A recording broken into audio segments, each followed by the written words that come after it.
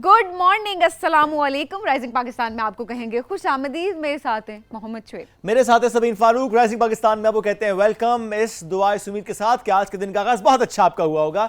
Energy के साथ दिन का आगाज करना चाहिए, नाश्ता तगड़ा करें और दिन का आगाज भरपूर करें। लेकिन होता ही है, कुछ ऐसे मामलात होते हैं, कुछ ऐसी बात होती है, या कभी कभी एक ऐसा पेपर होता है जो आपके पास आता है, या एक मैसेज ऐसा होता है जो आपके पास आता है, आपकी बिजली का बिल एनर्जी भी लो हो जाती है। वो कोई भी मतलब ये तो बिल्स हो रहे होते हैं, अक्सर आप परेशान हो रहे होते हैं उन चीज़ों की पर्सपेक्टिव से अगर बात की जाए। ये मैं देखे बिल ऐसे भी हर मंथ आना है, नहीं वैसे काफी लोग, हाँ, जो अचानक से कुछ अचानक वाला, ये अचानक मेहमानों की बात हम नहीं करें, वो भी इतने भारी नहीं लगते जितने हमें कभी कभी अचानक आने वाला फर्रा लगता है। मैं बात करूं जनाब एक ऐसे फर्रे की जो कि हम सब एज अ पेरेंट समझते हैं कि जो जनवरी के महीने में आता है एनुअल चार्जेस के नाम पर। क्योंकि हम ये देख रहे होते हैं कि ठीक है जी, आप स्कूल की फीस पे ऑलरेडी दे रहे होते हैं, उस पर जनवरी में अलग से एक फर्रा आ जाता है जी, ये एनुअल चार्जेस हैं, जिसपे पेरेंट्स कहते हैं यार एनुअल चार्जेस क्या होते हैं। अच्छा, स्कूल वाले ज़ाहिर उस पर कहते हैं जी हम एनुअल चार्जेस अलग से लेते हैं। माई क्वेश्चन टू दो स्कूल्स, रादर ऑल स्कूल्स जो कि एनुअल चार्जेस का फर्रा देते हैं पेरेंट्स को, अगर आपने एनुअल चार्जेस लेने ही होते हैं तो आप उसे पर मंथ डिवाइड क्यों नहीं करते, उसे हर मंथ की फीस के साथ क्यों नहीं ले रहे, पेरेंट्स पे आप क्यों बर्डनाइज कर रहे हैं। शुएब, इतने सारे एनुअल चार्जेस इतने ज्यादा तो बहुत ज्यादा, मतलब मैं लिटरली मैं हैरान होती हूँ कि इतनी इतनी फीसें, उसके बाद जो है यूनिफॉर्म हमारी इधर का लें, स्कूल का ही लें, मोनोग्राम वाला होना चाहिए, किताबें हमारे एक वेंडर है उससे आपको लेनी होगी, स्टेशनरी फलाने से आपको लेनी होगी, फिर एक्स्ट्रा जो यूनिफॉर्म्स होते हैं डिफरेंट स्पोर्ट्स वीक के, वो एक डिफरेंट चीज़ चली जाती है, फिर एनुअल चार्जेस, एंड देन फिर फीसों में जो है वो हर तरीके से हम देख रहे होते हैं कि इजाफा किया जा रहा होता है। तो आई रियली डोंट अंडरस्टैंड कि कोई स्क्रूटनी होनी चाहिए, कोई चेक इन बैलेंस होना चाहिए कि इससे ज़्यादा नहीं किया जा सकता। बिकॉज ठीक है, जो लोग पढ़ा रहे हैं अपने बच्चों को उन स्कूल्स में, अब वो क्या करें, बच्चों को अगर आपने एकदम से इतने चार्जेस बढ़ा दिए तो क्या बच्चों का स्कूल चेंज कर दें? सही बात है। अच्छा, इस पे मेरा एक सवाल है स्कूल से, वो ये कि जब पेरेंट्स ये कहते हैं कि जून और जुलाई की फीस आप क्यों ले रहे हैं, उस पर आप ट्रांसपोर्ट की फीस भी क्यों ले रहे हैं, उसमें तो स्कूल बंद है, उस पर स्कूल वाले ये राय देते हैं कि जी हमने जो फीस है, जो सालाना फीस होती है, उसको डिवाइड किया होता है 12 महीने पर।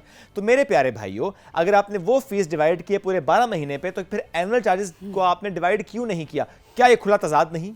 ये आज हमारा सवाल था स्कूल वालों से। तो प्लीज इस पे लेट्स हैव दैट डिस्कशन, और स्कूल वालों से बात करनी चाहिए एज अ पेरेंट कि प्लीज इसको रिविजिट करना चाहिए इस थॉट को, क्योंकि स्पेशली वो लोग जो कि सैलरीड क्लास के होते हैं उनके लिए वाकई मुश्किल होता है कि ज़रा रेंट भी आपने देना है, आपने स्कूल फीस भी देनी है, आपने यूटिलिटीज़ के बिल भी पे करने हैं, आपने ग्रॉसरी भी करनी है, उसमें आपको एक एडिशनल ये एनुअल चार्जेस का फरा मिल जाना, दिस इज़ अ बर्डन। सो ये मेरा सभी का मौक़िफ़ भी ये था कि हम इस पर इसलिए बात करें ताकि थोड़ा सा डिबेट हो और चीज़ें बेहतरी की तरफ जा सकें। एनीवेज, कुछ और मौज़ूआत जिस पर हम करेंगे बात, लेकिन इस ब्रेक के बाद रहिए हमारे साथ। ये है राइजिंग पाकिस्तान।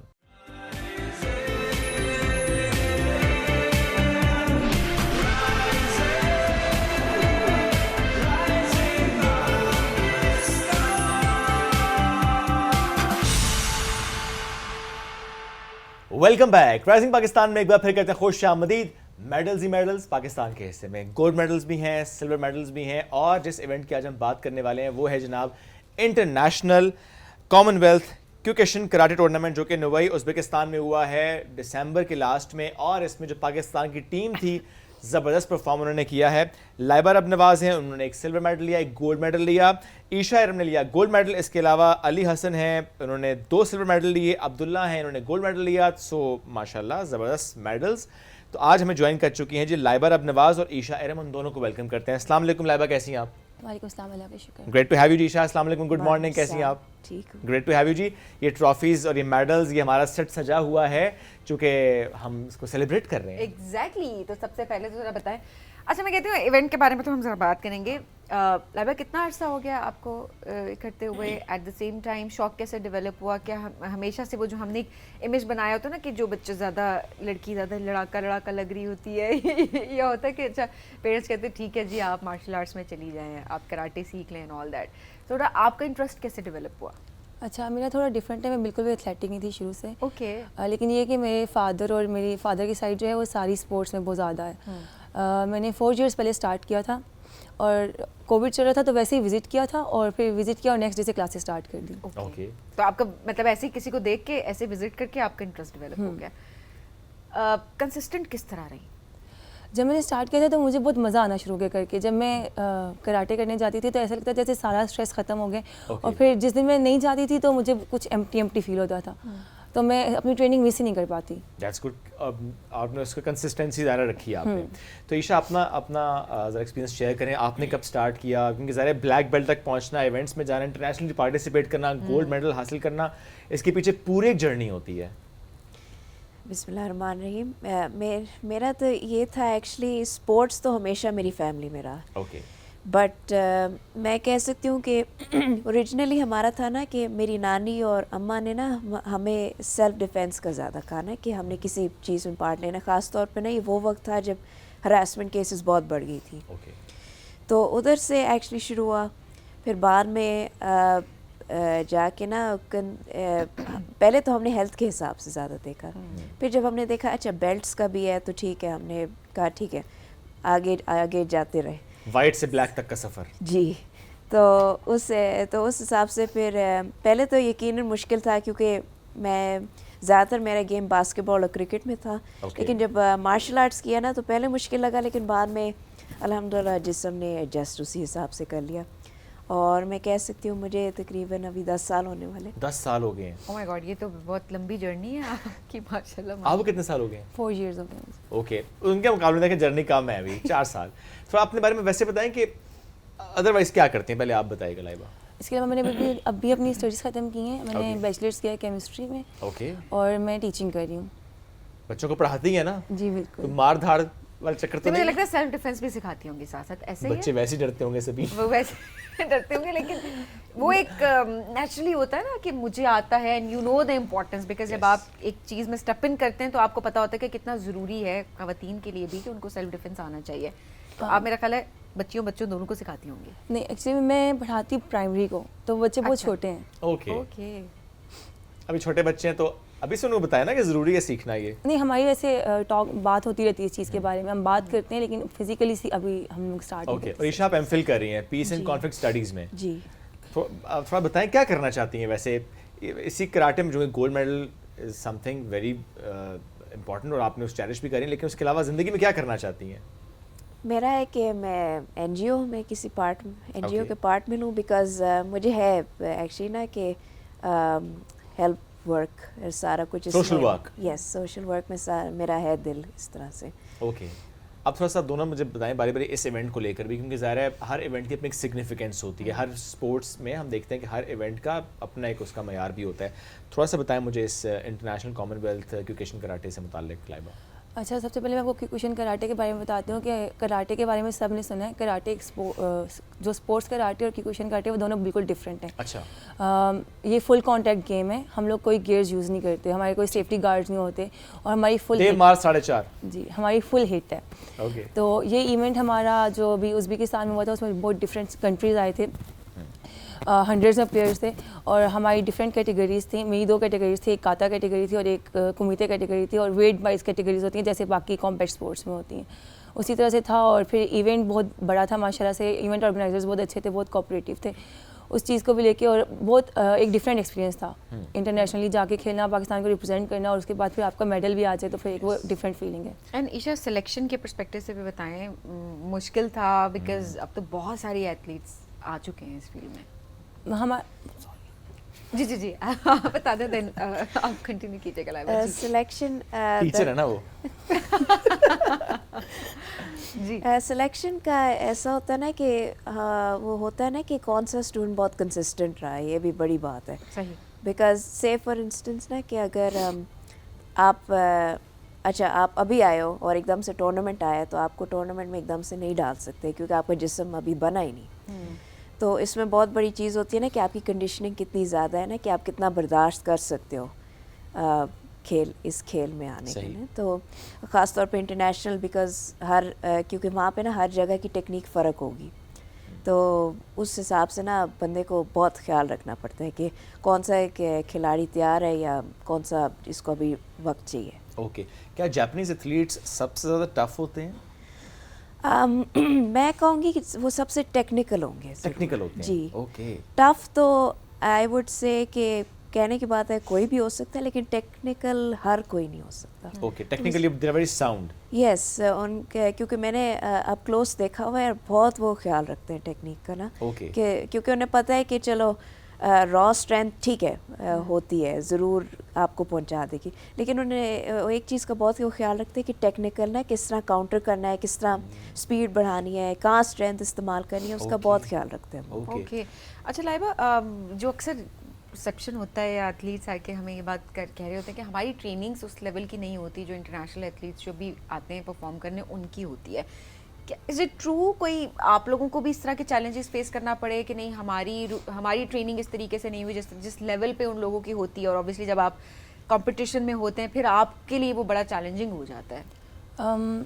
मैं नहीं कहूँगी कि हमारी ट्रेनिंग उस लेवल की नहीं होती, क्योंकि हमारी through out the ear training चल रही होती है। हम कभी भी ट्रेनिंग करना ख़त्म नहीं करते। जैसे अभी हम लोग टूर्नामेंट खेल के आए हैं, सेकंड डे हम दोबारा ट्रेनिंग पे गए हैं। जैसे ही हम लोग आए हैं सेकंड डे हम ट्रेनिंग पे चले गए थे। दूसरा ये कि जब हमारे टूर्नामेंट्स करीब आते हैं 3 to 4 मंथ्स पहले या 6 मंथ्स पहले हमें पता चल जाता है, तो हम अपनी ट्रेनिंग की ड्यूरेशन भी बढ़ा देते हैं। जो हमारे टीचर्स हैं वो तो नॉर्मल क्लासेस जो उनकी रेगुलर क्लासेस हैं वो लेते हैं, उसके अलावा वो हमें 3 to 4 आवर्स एक्स्ट्रा देते हैं जो बच्चे पार्टिसिपेट कर रहे होते हैं। फिर जो बच्चे पार्टिसिपेट कर रहे होते हैं उनके ट्रायल्स होते हैं प्रॉपर्ली, वो पहले फाइट्स करते हैं, वो फाइट्स विन करते हैं। जो बच्चे फाइट्स विन करते हैं वही टूर्नामेंट्स के लिए जाते हैं, और फिर उन्हीं को एक्स्ट्रा ट्रेनिंग्स मिलती हैं। फिर टीचर्स को, जो उनके टीचर्स होते हैं उनको भी उनकी स्ट्रेंथ और वीकनेसेस पता होती हैं, उन्हीं चीज़ों पर उनका काम करते हैं। सिर्फ 4 एथलीट्स क्यों गए पाकिस्तान से इस इवेंट में? क्या इतना टफ कंपटीशन था कि 4 ही जा सकते थे, या कि और एथलीट्स नहीं थे ही कम? या रिक्वायरमेंट इतनी थी? नहीं, सब मसला फाइनेंस का, क्योंकि हम सेल्फ फाइनेंस पे गए थे, जितने भी बच्चे गए थे। हमारा कोई फाइनेंशियल सपोर्ट नहीं था, क्योंकि हमारे जो क्यूकुशन कराटे या और भी कोई कॉम्बैट स्पोर्ट्स है उसमें बहुत ज़्यादा टैलेंट है पाकिस्तान में। और क्यूकुशन में तो इतने अच्छे अच्छे फाइटर्स हैं कि अगर आप देखें तो आप कहें कि शायद हमसे भी कुछ बेहतर फाइटर्स होंगे। ओके। और वो जाके वहाँ पे बहुत अच्छा परफॉर्म कर सकते हैं, लेकिन वही चीज़ है कि फाइनेंशियली वो खुद को सपोर्ट नहीं कर सकते उस तरह से। दैट्स व्हाई एक कम इंटरनेशनल- एथलीट्स गए। ओके ईशा, जैसे आप जापानीज एथलीट्स की आपने बात की कि they are very sound in techniques, so ये बड़ा ज़रूरी होता है जब आप ऐसे इंटरनेशनल इवेंट्स में जाते हैं और आप बाकी एथलीट्स को देखते हैं। यानी ठीक है, वीडियोस देखना और बात होती है, किसी का सुनना और बात होती है, लेकिन खुद एक्सपीरियंस करना वो आपकी आगे वाली जर्नी को और आसान भी करता है। तो what's your experience apart from this कि जापानीज की टेक्निक अच्छी, बाकी भी एथलीट्स? आई वुड से कि एक्सपीरियंस ओवरऑल बहुत अच्छा रहा, बिकॉज अब ये वो बात आ गई ना कि हर ममालिक की फ़र्क टेक्निक होगी। तो जिस तरह आई वुड मेक, मैं थोड़ा सा कंपैरिजन करूँगी ना, जिस तरह पाकिस्तान में ना हमारा स्ट्रेंथ बेस में ज़्यादा चलता है। ओके, ईरान भी हमने देखा दे रॉ स्ट्रेंथ बहुत इस्तेमाल करते हैं। ठीक है। जो थोड़ा फार एशिया, तो बिल्कुल फार ईस्ट एशिया में चले जाएं, वो ज़्यादा जैसे नहीं कहते फ्लेक्सिबिलिटी और किक्स पे बहुत देते हैं, स्पीड पे उनका बहुत है। तो इस तरह से भी बंदा थोड़ा देख लेता है ना कि किस ममालिक से ना इनकी ज़्यादा किस पे चलती है। और फिर जब आपको पता हो कि ओपोनेंट अब इस मुल्क का है तो आपके माइंड में फ़ौरन होता है क्योंकि इस मुल्क का है तो शायद ये इस अंदाज से आगे टेक्निक को या स्ट्रेंथ को या किक्स को इस्तेमाल करेगी। What is the most toughest part of this Kyokushin karate? मेरे लिए आई थिंक कि सबसे मुश्किल ये होता है ना कि आप सबसे पहले बच्चे के जिस्म को समझ जाओ ना कि उसका फिज़िक किस में ज़्यादा चल जाता है। मसलन कि जैसे मैं अपना मिसाल दूंगी, मेरे स्ट्रेंथ बेस बहुत है, मैं स्ट्रेंथ का पे, जिस तरह लाइबा का स्पीड पे बहुत है। ओके। तो इस हिसाब से ना बंदे को थोड़ा देखना चाहिए ना कि अच्छा इसकी ये ज़्यादा है तो फ़ायदा भी उठाओ और साथ साथ जो कमियां हैं उसको भी थोड़ी सी या अपने स्ट्रेंथ से अपनी वीकनेस को कवर कर जाओ। जी, एटलीस्ट कॉम्पनसेट कर जाओ ना दोनों तरफ, क्योंकि ठीक है आपका अगर स्ट्रेंथ बहुत है तो फ़ायदा उठाओ, ठीक है, पर जो आपकी वीकनेसेस है उसको भी ना हमें देखना पड़ता है। अच्छा, हमारे जो पाकिस्तानी एथलीट्स हैं उनकी क्या स्ट्रेंथ है? जैसे आपने बताया ना हर ममालिक की अपनी एक टेक्निक है, उनकी अपनी एक स्ट्रेंथ है, हमारी क्या स्ट्रेंथ है? जैसे आपने कहा थोड़े रॉ पे थोड़ा ज़्यादा फोकस है, बट इसके अलावा और क्या? अच्छा, फाइटर्स का ये होता है कि डिफरेंट फाइटर्स डिफरेंट ट्रेनर्स उनको ट्रेन कर रहे होते हैं, तो जो ट्रेनर की टेक्निक होती है वो ही फाइटर में चली जाती है। Oh yes. तो जैसा ट्रेनर है वैसा ही फाइटर होता है। मोस्टली फाइटर्स को अगर आप ऑब्जर्व करेंगे तो वो बिल्कुल अपने ट्रेनर की तरह खेल रहे होते हैं, क्योंकि जिस ट्रेनर ने उनको सिखाया वो उसी की तरह खेलते हैं। देखिए अब यहाँ पे बात कॉन्ट्राडिक्टरी है ना। आपने कहा कि जिस्म समझना चाहिए बच्चे का, उसके हिसाब से ट्रेन करना है उसको, लेकिन जो आप बात करें कि ट्रेनर की जो अपनी स्ट्रेंथ है वो उसी को अपने स्ट्रेंथ में लेकर जाएगा, लेकिन अच्छा ट्रेनर तो वो होगा जो कि समझे पहले उसको कि अच्छा उसकी अपनी स्ट्रेंथ क्या है, उसको पॉलिश करना है। अच्छा, जो उनकी बात है वो बिल्कुल ठीक है कि जो बच्चे की बॉडी उसको समझना चाहिए, लेकिन मैं ये कह रही कि जो ट्रेनर की टेक्निक होती है ना, वो आएगी। टेक्निक बच्चे स्टूडेंट में जाती है। वो तो मतलब स्ट्रेंथ को naturally किस आएगी। तरीके से आप एक्सप्रेस कर उसको कैसे प्रैक्टिस कर सकते Yes. हैं, तो वो ट्रेनर पे डिपेंड कर रहा होता है। रियल लाइफ में क्या फायदा होता है वैसे क्यूकेशन कराटे का? ये हमारा सबसे बेसिक तो सेल्फ डिफेंस, क्योंकि ठीक है। आजकल सही। जितने भी आपको पता है हरेसमेंट केसेस और सब कुछ है। दूसरी बात ये कि एक नॉर्मल ह्यूमन बीइंग और हम में डिफरेंस ये है कि हमारे रिफ्लेक्सेस बिल्ड हो जाते हैं। Okay. हम ब्लॉक सीखते हैं, हम अटैक सीखते हैं, तो अगर कोई हम पे अटैक करेगा तो हमारी बॉडी खुद ही उसका रिस्पॉन्स करेगी, क्योंकि हमारे रिफ्लेक्सेस ऑलरेडी बिल्ड हो चुके हैं। जरूरत पड़ी कभी? अल्लाह का शुक्र है अभी तक तो ज़रूरत नहीं पड़ी। आपको बड़ी? एट द मोमेंट नहीं, लोगों अभी को तक पता नहीं है, पड़ी? लोगों को पता है। उस तरह तो नहीं पड़ी। नहीं, लेकिन थोड़ी बहुत भी पड़ी हो कोई नो? मैं ये कह सकती हूँ कि हाइपर अवेयर आप बहुत हो जाते हो ना, स्पेशली जब आप कह लो ना बिल्कुल ही अकेले हो, ये कहना, तो आपकी सेंसेस थोड़ी हाइपर सेंस में चले अच्छा। जाते हैं। मतलब आप प्रिपेयर्ड होते हैं एक तरह से आपने दिमाग चला दिया ना कि हाँ। अच्छा आई मीन मैं एक बड़ी शेडी जगह में हूँ ना, मैं ओके, चलाना तो खुदा आपकी ना नेचुरली खास्ता। बॉडी का रिस्पॉन्स ही ऐसा हो जाता है कि वो शायद सिचुएशन उस तरफ तक पहुंचती नहीं है। पहले आप एक वाइब दे देते हैं भाईजान, परे परे। जी यस। चलें, वैसे बड़ी ज़बरदस्त बात है और मैं कहूँगी आप अपने स्टूडेंट्स को ज़रूर सिखाना शुरू करें लाइबा, इस छोटे लेवल पे हो बेशक, बिकॉज प्राइमरी के मैं हमेशा यही बात करती हूँ कि देखिए टीचर्स की भी रिस्पॉन्सिबिलिटी कि थोड़ा extra out of the way अगर जो भी स्ट्रेंथ है बच्चों में, और ये तो वैसे ही आजकल के लिहाज से देखा जाए तो बहुत इंपॉर्टेंट पता चले पेरेंट्स चले जाएं, हमने बच्चा अंग्रेजी पढ़ाने भेजा था, आपने उन्हें किक सिखा दी है। पेरेंट्स को ऐसे खुश होना चाहिए खुश कि होना ऐसे चाहिए। मल्टी टैलेंटेड टीचर्स हैं उनके पास Very जो कि जैसे स्कूल में सब चीज़ें हमारे सिखाते हैं। हैं अलग से अच्छा, ओके, क्लासेस भी सही। होती हैं। चलें, ये तो बड़ी अच्छा, ये ज़बरदस्त बताइए क्या लिखा हुआ है? जापानीज है ना ये? जी, क्यूक्वेशन। क्यूकेशन लिखा हुआ है, आप सभी चेक करो। ये हमें कढ़ाई लग रही थी, मोटिव लग रहा था, वो मुझे ऐसे यही लग क्यूकेशन। रहा था इतनी देर से। अच्छा, किस तरह से अपनी डाइट का, बिकॉज इट्स बीन 10 इयर्स कि आप इस फील्ड में हैं एंड देन इतना कंसिस्टेंट रहना और फिर आपकी बॉडी उस तरीके से नेचुरली रिस्पॉन्ड करे, डाइट पे कितना फोकस करना पड़ता है, क्या चीज़ें जो छोड़नी पड़ती हैं? बिकॉज हम तो बड़ी चीज़ें हमें कह दिया जाए ना ये छोड़ दिया जाए खाने में, तो हम नहीं छोड़ पाते। ये तो होता है। जैसे कि बिरयानी।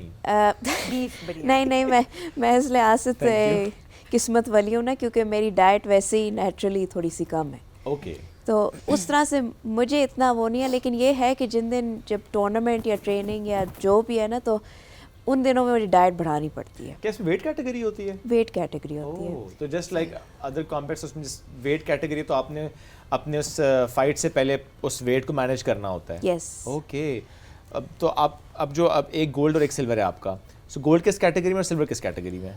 गोल्ड मेरा काता कैटेगरी में और सिल्वर मेरा फाइट कैटेगरी में। दोनों में फ़र्क क्या है? काता हमारा इमेजनरी फाइट, लाइक आप कह सकते हैं इमेजनरी फाइट। काता हम लोग रिप्रेजेंट करते हैं, लाइक अपने जैसे आप मूव्स प्रेजेंट करते Yes. हैं। ओके, और फाइट में हमारी प्रॉपर फाइट्स होती फाइट में तो फिर फाइट किसके साथ थी? फाइट उज़्बेक के साथ। सो उसकी क्या वीकनेस थी जिसको आपने समझ लिया था? आई थिंक उसके पंचेस बहुत स्ट्रॉन्ग थे, उसकी किक्स इतनी स्ट्रॉन्ग नहीं थी। ओके, अब इसके अलावा और भी इंटरनेशनल इवेंट्स में आप गई ईशा? मैं हाँ, बल्कि हम दोनों ना ईरान गए थे अच्छा, और मैं उससे पहले जापान गई थी। जापान का एक्सपीरियंस कैसा था? जहाँ की टेक्निक का आपने खुद जिक्र भी किया। जापानीज़ का तो मैं ये कहूँगी जापान का बहुत ही क्या कहूँ आउट ऑफ दिस वर्ल्ड था, बिकॉज अच्छे खासे फाइटर्स थे और हर किसी का ना अपना टेक्निक अच्छा लगता है ना जब हर किसी का अपना टेक्निक हो। ओके, अच्छा, जैसे हम हर गेम में देखते हैं ना कि एक उसमें एक टारगेट होता है आपका, जैसे मोस्टली हम देखते हैं Olympics is the target of athletes, what's your target? शुरू में तो टारगेट ये था कि मेरे एक टीचर थे, मैं चाहती थी कि मैं उनकी तरह फाइटर बन जाऊँ बस। जब मैंने शुरू में स्टार्ट किया था तो मेरा बस यही था कि मेरे एक टीचर है, मैंने उनकी तरह बनना है। फिर उसके बाद ब्लैक बेल्ट था, फिर उसके बाद ये था इंटरनेशनल टूर्नामेंट। ये कि मोर और मोर इंटरनेशनल टूर्नामेंट्स। अभी ये सबसे बड़ा टारगेट जो मेरे जहन में वो 2027 की वर्ल्ड चैंपियनशिप है जापान में, इंशाल्लाह ताला उसमें गोल्ड आना है इंशाल्लाह। और ईशा, आपने क्या गोल सेट किया? अभी भी मेरा यही टारगेट है, यही 2027 कप जो आ रहा है। ओके, बट मेरा भी ये है कि अपनी एक एकेडमी खोलूँ ना, तो उसके लिए थोड़ा सा जैसे नहीं कहते मोर अबाउट कि अच्छा ठीक है मार्शल आर्ट सिखाना, सेल्फ डिफेंस भी सिखाना, but also understanding the body एक तरह से ना कि मतलब क्या खामियां है, क्या खूबियाँ है ना, या उसकी तरफ मतलब कनेक्ट करना अपनी बॉडी के साथ कि आप सब कुछ समझें। क्योंकि मेरा थोड़ा सा है ना स्पिरिचुअलिटी की तरफ ना, कि एक तरह से मेडिटेशन भी थोड़ा सही। सिखाने का। चलें, ज़बरदस्त, विश गुड Wonderful. लक। आप दोनों का बहुत शुक्रिया प्रोग्राम में ज्वाइन करने के लिए, एंड और आगे जाएं, जो जो टारगेट आपने सेट किए हैं वो बहुत जल्दी आप लोग अचीव करें, बिकॉज ये पर्सनल गोल से ज़्यादा मैं ये कहूँगी कि ये अपने मुल्क के लिए कंट्रीब्यूट करने की बात ज़्यादा होती है कि जब आप किसी ऐसे प्लेटफॉर्म पे जाते हैं, आप कुछ जीत के आते हैं, कोई भी मेडल आप जीत के आते हैं या इवन आप पार्टिसिपेट करके अपनी स्ट्रेंथ वहाँ पे शो करके आते हैं, उसका मतलब आप अपने मुल्क को रिप्रेजेंट कर रहे हैं वहाँ पे। So once again thank you. नाज़रीन, हम बढ़ेंगे एक ब्रेक की जानिब, स्टे विद अस।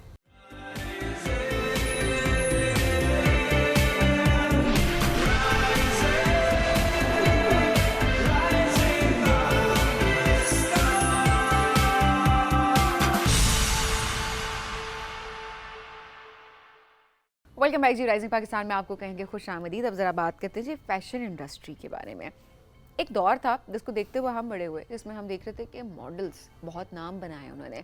मॉडलिंग एक प्रॉपर फील्ड उसको समझा जाता था, एंड मॉडलिंग के लिए हमारी बहुत सारी इस वक्त जो फेमस एक्ट्रेस या एक्टर्स हैं हम उनको देख रहे होते हैं। जब उनसे पूछा आपने अपने करियर का आगाज़ कैसे किया, तो कहते हैं मॉडलिंग से उसका आगाज़ किया।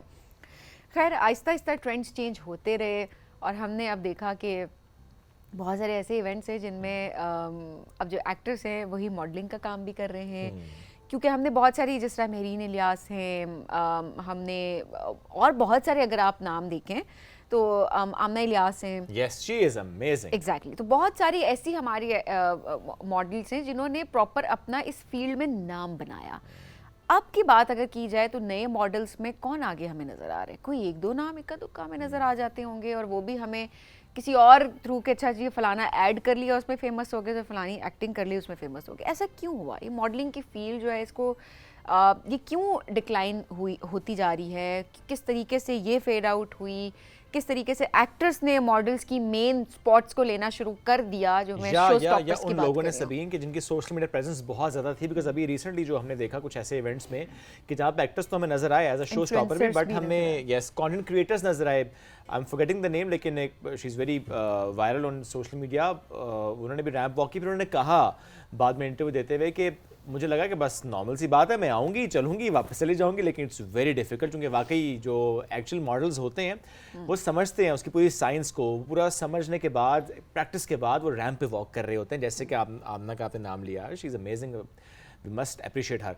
सो ये जो बात हम कर रहे हैं कि एक्टर्स का आना, ठीक है, ज़ाहिर है अगर किसी को मार्केटिंग के पर्सपेक्टिव से वो लगता है कि नहीं बहुत ज़रूरी है, तो ज़ाहिर है उनकी सोच है। हम तो बातें करेंगे क्यों इतना ज़रूरी है कि जिसकी फॉलोइंग ज़्यादा है वही हमें ड्रामे में भी नज़र आएगा, वही हमें रैंप पर भी नज़र आएगा। ये ऐसा क्यों है? प्लस अगर आपको लगता है that you have that talent और आप करना चाहते हैं, लेकिन आपको पता ही नहीं कि प्लेटफॉर्म कौन सा, तो आज एक ऐसे शख्सियत में ज्वाइन किया जो कि नए लोगों को मौका देते हैं। वो चाहे रैंप की वॉक हो, वो चाहे ब्रांड्स के लिए शूट्स हों। तो कैसे आप उनको रीच आउट कर सकते हैं? क्या गलतियां जो कि नॉर्मल लोग कर रहे होते हैं और क्यों मौका नहीं मिल रहा होता उनको, आज इस मौजूद पे बात करेंगे। मैं ज्वाइन किया सुनील आशिर साहब ने, उनको वेलकम करते हैं। कई सालों से माशाल्लाह वो इस इंडस्ट्री में इवेंट्स करवा रहे हैं। सुनील अस्सलाम वालेकुम, कैसे हैं आप? वालेकुम अस्सलाम, thank you so much. Great to have you Sunil. आपने कैसे स्टार्ट किया अपने इस करियर को? करियर का आपने इंट्रो में भी बताया, मॉडलिंग से ही स्टार्ट किया। I started as a model, shoots किए, फिर कुछ शोज़ किए। जब शोज़ किए, रैंप किया, तो मुझे अच्छा लगा। I get it involve in this, management में इन्वॉल्वमेंट की, फिर नेक्स्ट शो में मैनेजमेंट के साथ बहुत सारी चीज़ें की। दैन इवेंचुअली अपनी प्रोडक्शन स्टार्ट करके और अपना फैशन शोज़, क्योंकि I loved it, I enjoyed it a lot. और आपको कितना अर्सा हो गया?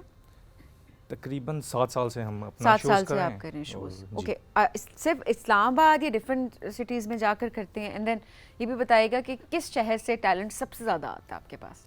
देखें, ज़्यादातर हम इस्लामाबाद से करते हैं। इस्लामाबाद में बहुत ज़्यादा टैलेंट है। मॉडलिंग के लिहाज से तो हम अपॉर्चुनिटीज़ क्रिएट करते हैं, लेकिन क्योंकि करियर परसू करने के लिए एक्टिंग में जाना पड़ता है इस तरह से, तो उसके लिए लिहाज से इस्लामाबाद थोड़ा सा पीछे है। तो eventually they move to Karachi for the acting things, लेकिन मॉडलिंग के लिए बहुत अच्छा इस्लामाबाद में बहुत ज़बरदस्त टैलेंट है हमारे पास। सो फाइनेंशियली देखा जाए तो मॉडलिंग एक बहुत अच्छा करियर नहीं है अगर सिर्फ मॉडलिंग पर इक्तफा किया जाए तो। देखें, अगर हम ब्रांड शूट्स मिलते हैं, हमें ब्रांड प्रमोशंस मिलती हैं, तो it pays very well. Okay, मसला है ब्रांड शूट्स किसको मिल रहे हैं? जिसकी सोशल मीडिया प्रेजेंस अच्छी है। नहीं, हमारे टॉप एक्टर्स, हमें तो हर एड में ही वो 4-5 लोग नज़र आ रहे होते हैं ना। हमें नया टैलेंट तो बहुत कम दिख रहा होता है। एक ब्रांड का ऐड है, वही एक्ट्रेस वहाँ भी दिख रही हैं, वो फलाने में भी दिख रही हैं, वो 3-4-5 एड्स में मुसलसल वो थ्रू आउट आ रहे हैं। तो हम नया टैलेंट तो देख ही नहीं रहे। कहाँ है नया टैलेंट? बस कंपनीज को, ब्रांड्स को भी फेसेस चाहिए जिनकी प्रेजेंस ज़्यादा है। Social media has taken over everything. अब हम भी शो अरेंज करते हैं तो हमें भी मजबूरी है कि सोशल मीडिया इन्फ्लुएंसर्स को लेके आना पड़ता है। आप भी नए लोगों कुछ को भी- मौका नहीं दे रहे? देखें, नए लोगों के साथ साथ इनको लाना Mix बहुत रखा हुआ ज़रूरी है। है। मिक्स आपने रखना hybrid पड़ता है। model रखा हुआ है। बिल्कुल बिकॉज अब फाइनेंशियली भी नए लोगों के साथ ज़रा इजी होता है। Okay. मतलब उनको पेमेंट्स के लेवल और इस तरह से इन्फ्लुएंसर्स वो बहुत ज़्यादा पैसे मांगते हैं। कौन सबसे ज्यादा चार्ज करता है? बहुत नहीं, हम सारे amount हैं, नहीं ये पूछ रहे followers- आपसे। नहीं, मैं पूछ रहा followers के हूँ हिसाब फॉर से। एग्जांपल आपने रीच आउट किया हो किसी इन्फ्लुएंसर को और उसने आपको एक एक्स अमाउंट कोट किया, what was that X amount? What is the maximum X amount that somebody quoted to you? Oh, वो तो बहुत ज़्यादा। कितनी? कितनी? मतलब इतना कि मेरे पूरे शो का बजट कितना? मिलियंस में मांगते हैं। 2.5 मिलियन somebody asked me कि Okay. I just will give up appearance on the नहीं, ramp. 2.5 मिलियन रुपीस ना, Yeah, sure. It's nothing. हाँ, 2.5 आई मीन मैं इस पर्सपेक्टिव मतलब क्योंकि क्योंकि बहुत सारे डॉलर में भी जो पाकिस्तान में काम करते हुए भी हमने बहुत सारे कुछ हाँ, ये लोगों बड़ा को अजीब सा देखे जो culture है जी। डॉलर्स में मांगते हैं। वो कहते जी फलाना फलाना डॉलर्स, तो you know we were shocked. बंदा कहता है पाकिस्तान में हो, पाकिस्तान में काम कर रहे हो, पाकिस्तान ने नाम दिया है, why are you charging in dollars? तो खैर ये होता है। वो सोशल मीडिया से दे गेटिंग इन डॉलर्स ना। अच्छा। YouTube is paying in dollars. You TikTok they get in dollars. नहीं, वो तो वैसे सोशल मीडिया पे नहीं है, वो तो मेन स्ट्रीम की एक्ट्रेस हैं जिनकी हम बात कर रहे थे। एनीवेज 2.5 मिलियन ठीक है, ज़ाहिर है क्योंकि आपने एक बजट रखा होता है, उसके अकॉर्डिंगली आप चीज़ें मैनेज भी कर रहे होते हैं। सो जो नया टैलेंट जिसकी हम बात आज कर रहे हैं, क्या जो फर्स्ट टाइम रैंप पे वॉक भी करे, क्या उसको भी पे किया जाता है, या कि आप लोग ये देख रहे थे कि चूँकि ये नया है, हम तो उसको चांस दे रहे हैं, तो इसलिए हम उसको कहेंगे बस आप ऐसे ही कर लो? होता है समटाइम्स, इस तरह से भी होता है, लेकिन हम कोशिश करते हैं कि वी पे दैम इतना कि कम से कम उनका गुजारा हो जाए। Okay. ब्रेड एंड बटर के लिए कम से ठीक है, कम गुजारे Because- लाइक बस आप भी। हाँ, लेकिन इतना नहीं होता कि 2.5 पर कहाँ से मिलियन नया वाले के टैलेंट साथ आएगा? हैं। मतलब कहाँ से आएगा नया टैलेंट? वो क्यों अपना टाइम वेस्ट करेगा इस फील्ड में? नहीं, लेकिन इसमें और आप मैं- देखें दूसरा पर्सपेक्टिव कि वो बजट कहाँ से लाएंगे? हाँ, ये बात है कि ऑब्वियसली ब्रांड्स जब बजट नहीं देंगे तो आप आगे कैसे पे कर सकते हैं? Make sense. अच्छा, अब थोड़ा सा आपका पॉइंट ऑफ व्यू, ठीक है आप उसको प्रमोट कर रहे हैं मॉडलिंग को, ये फील्ड बड़ी पीक पे थी कि काफ़ी सारे जो अब हमें लगता है वो एक्टर्स वो उससे पहले वो मॉडलिंग में अपना लोहा मनवा चुके थे, वो एज अ मॉडल जानी चाहती थी या जाने जाते थे। किस तरह से ये फील्ड डिक्लाइन का शिकार हुई? क्यों हुआ ऐसा? देखें, स्टैंडर्ड्स को हमने बहुत लो कर दिया। मतलब इवेंट मैनेजमेंट में भी हमारे जो कंपटीटर्स हैं उन्होंने ही काम ज़्यादातर ख़राब किया, क्योंकि फाइनेंशियली अगर हमें बेनिफिट नहीं है तो फिर इंडस्ट्री ग्रो नहीं कर पाएगी। तो नए नए लोग आए और मतलब कम पढ़े लिखे लोग और इस तरह से लोगों ने ज्वाइन किया। और अगर मैं कोटेशन किसी को दे रहा हूँ मतलब 1 मिलियन के लिए और somebody is doing in 50,000, okay, तो स्टैंडर्ड तो वो नहीं होता काम का। लेकिन ओबियसली जब काम का स्टैंडर्ड गिरेगा तो फिर इंडस्ट्री इवेंचुअली डिक्लाइन की तरफ जाती है। ओके। क्या आपने भी देखा बहुत से ऐसे इवेंट्स जो कि अभी रिसेंटली भी हुए और थ्रू आउट होते रहते हैं, उसमें इवेंट के बाद हमें कुछ कंट्रोवर्सीज भी नज़र आती हैं। इससे पहले हमने बहुत सारे एक्टर्स को ये कहते सुना कि जी जो ड्रेस हमें दिया गया उसकी फिटिंग ही वो नहीं थी जो हमारी बॉडी टाइप है। सो आप प्लीज़ अगर हमें बुला रहे हैं, हमसे रैंप की वॉक करवाए, तो वो ड्रेस एटलीस्ट वो रेडी होना चाहिए हमारी। लंबे लंबे ड्रेसेस और वो मतलब और पिन्स लगा के उसे ठीक कर पिन्स रहे लगा होते के हैं। ठीक किया जा रहा है उनको, ऐसे उठा के चल रहे हैं अनकंफर्टेबल होके, नीचे जॉगर्स पहने हुए हैं, हील्स पहनी हुई, बिकॉज हील्स में आपकी वॉक डिफरेंट है, जॉगर्स में नेचुरली आपकी Yes. वॉक डिफरेंट है। रैंप जो है वो बना ही हील्स के Heels के लिए है। लिए। सो थोड़ा सा इस पे अपना कमेंट कीजिएगा। देखें, इसमें ये मसला होता है कि मॉडल को पहले आना पड़ता है। मतलब एक पूरा प्रोसेस है। जो लोग तो उस प्रोसेस को फॉलो करते हैं उनको कभी कोई प्रॉब्लम नहीं हुई। बिकॉज आपको जाना है डिज़ाइनर के पास, मेजरमेंट्स के लिए जाना है, फिर ड्रेस ट्राई करने के लिए जाना है, फिर आपने रिहर्सल्स के लिए आना है। तो ये प्रॉब्लम ज़्यादातर उनके पास होती हैं जो डायरेक्ट मैं शो पे आऊँगा। ओके, तो वो आपको stardom आ उतने- जाता है। हाँ, स्टारडम आ जाता है। फिर उसके बाद ऑब्वियसली प्रॉब्लम्स होती हैं। हर एक फील्ड का एक तरीका कार है ना।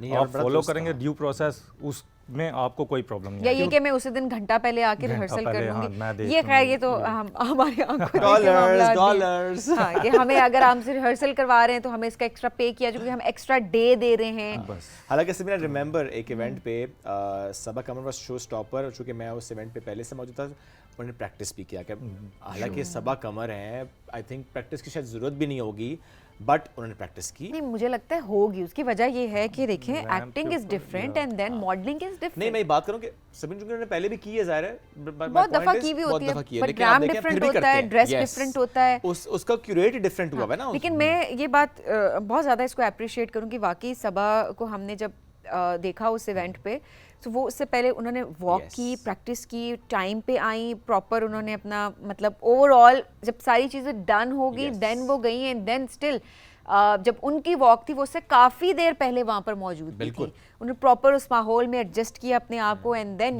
ज़बरदस्त तरीके से उन्होंने वॉक की। तो वाकई इस तरीके से जो लोग टाइम देते हैं तो फिर उनके ये वाले मसाइल नहीं भी होते, ये भी एक इशू है। लेकिन समहाउ ये भी है कि बाज़ औक़ात प्रेशराइज भी किया जा रहा होता है कि अच्छा आपका तो कमिटमेंट हो गई है और फिर आप यही ड्रेस पहने। मुझे लगता हाँ ये बात है कमिट, लेकिन उसमें क्या चॉइस नहीं होती मॉडल के पास कि अच्छा वो उसे कह सके कि मैं नहीं पहनूंगी, ये नहीं पहनूंगा ये ड्रेस? ऑब्वियसली पहले बताया जाता है, दिया जाता है, दिखाया जाता है। Really? ड्रेसेस ऑब्वियस सी बात है। तो फिर अगर कोई ये कहे कि मुझे ड्रेस ठीक नहीं दिया था, तो इसका मतलब है या तो वो पहले खुद वहाँ पे थी नहीं, उस प्रोसेस का हिस्सा नहीं थी। बिल्कुल। मेक कि प्रोसेस पूरा फॉलो करेंगे तो फिर तो कोई भी प्रॉब्लम नहीं आएगी। ओके। और रैंप के ऊपर मार्जिन ऑफ एरर बहुत कम होता है। आपके पास वही टाइम है, 3 मिनट के लिए आपने आना है, तो उसके अंदर अगर आप रिहर्सल के साथ नहीं आए और सीक्वेंस आपने तोड़ा, आगे हो गए, पीछे हो गए, शो स्टॉपर को आपने हाईलाइट उसकी ले ली, तो वो 3 मिनट ही हैं, तो पूरा शो फिर गड़बड़ हो जाता है। अच्छा, फिर ये ऑर्गेनाइजर के लिए प्रॉब्लम है। कुछ हमने ये भी देखा कि अब रैंप पे गिरना एक तरह से बहुत कॉमन हमें इस बार नजर आ वैसे रहा कोई है। नहीं, मैं मतलब है रिसेंट टाइम में कोई नहीं गिरा।